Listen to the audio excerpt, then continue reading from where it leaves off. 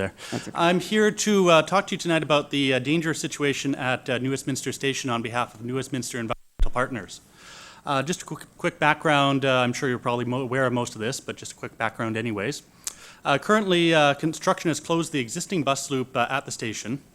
Pedestrians to reach one of the bus stops must walk up to 2 blocks to reach the bus in poor lighting around a blind corner. And I've actually been told by some women in the city they actually go via Braid Station and 22nd Street Station now because they feel it's too dangerous at this station.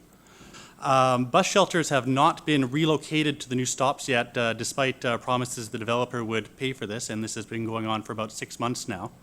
The situation is going to continue for another 2 to 3 years. And just for reference, cities such as Vancouver take a very active role in directing where stops can and cannot go, and that is going to come into play later here. Now, as you may or may not be aware of the situation here, there is a lot of jaywalking going on, very dangerous. We actually have on our website a video we took over an hour's period where we caught just a number of near misses with cars, so it's just a matter of time before an incident does occur with cars and people. And here's the dangerous stop, or the stop with low lighting in a blind corner. It's just a very secluded area, and this is the one that a lot of people have said they feel very unsafe in. Yes, yeah.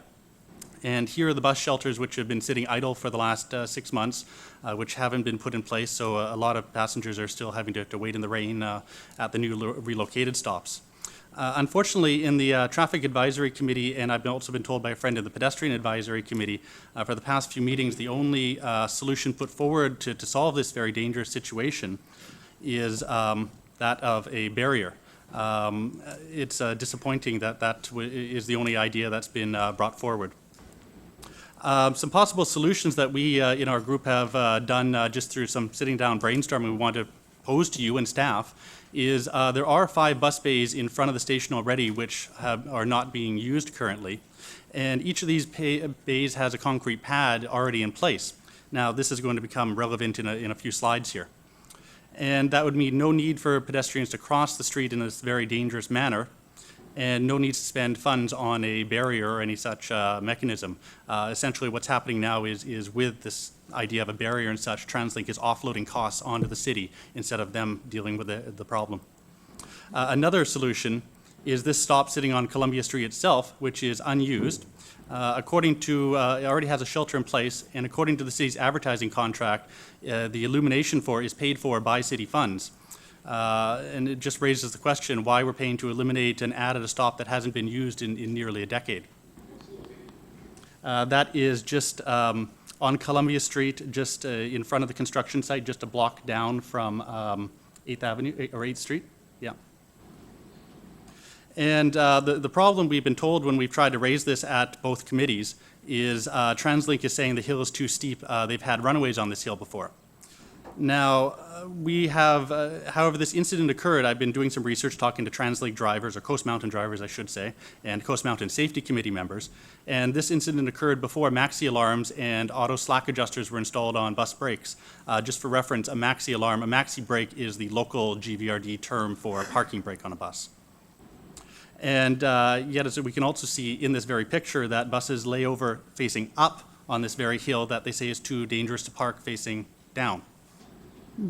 And we're just trying to figure out what the difference is between parking up and down on the very same hill they say is too dangerous.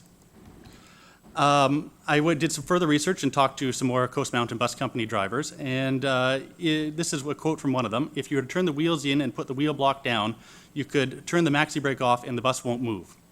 And this is said by a transit operator of 36 years who spent over 25 years on the safety committee.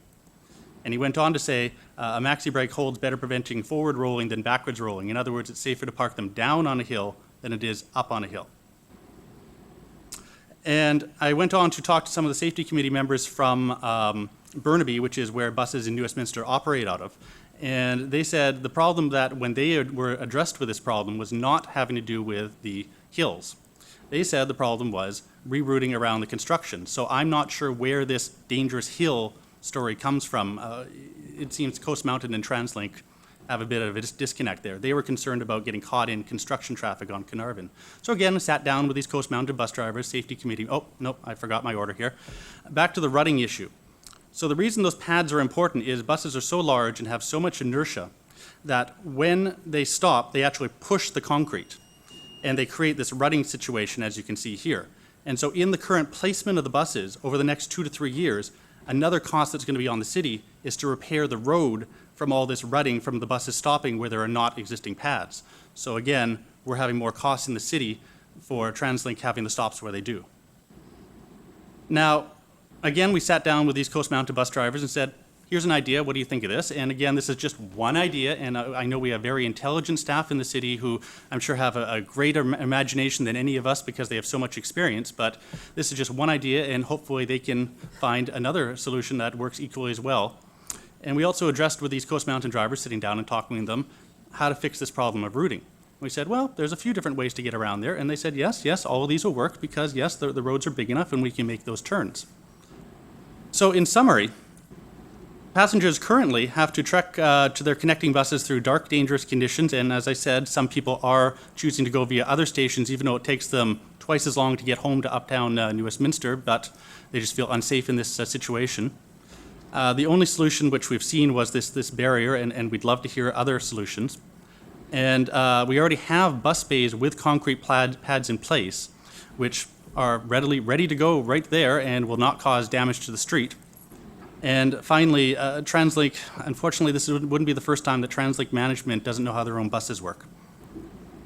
So what we're requesting is that City Council direct city staff to work with TransLink to either relocate these to the unused stops and help make a more livable city and put pedestrians first rather than treating pedestrians as the problem for traffic, or find an equally beneficial solution that will put pedestrians first and make our city more livable and encourage transit use, because as most of you were at the event last week where the draft livable city plan was put forward, and a friend of mine back there has a copy of the pedestrian charter, which is pending towards council as well, which says these same things about putting pedestrians, putting transit riders first above cars. So we're hoping that city council and city staff will take direction on this, since this has been going on for 6 months. We're sure that there had to have been a few months of notice before the relocations, and it's just a dangerous situation that it's only a matter of time before a fatality does occur in the street.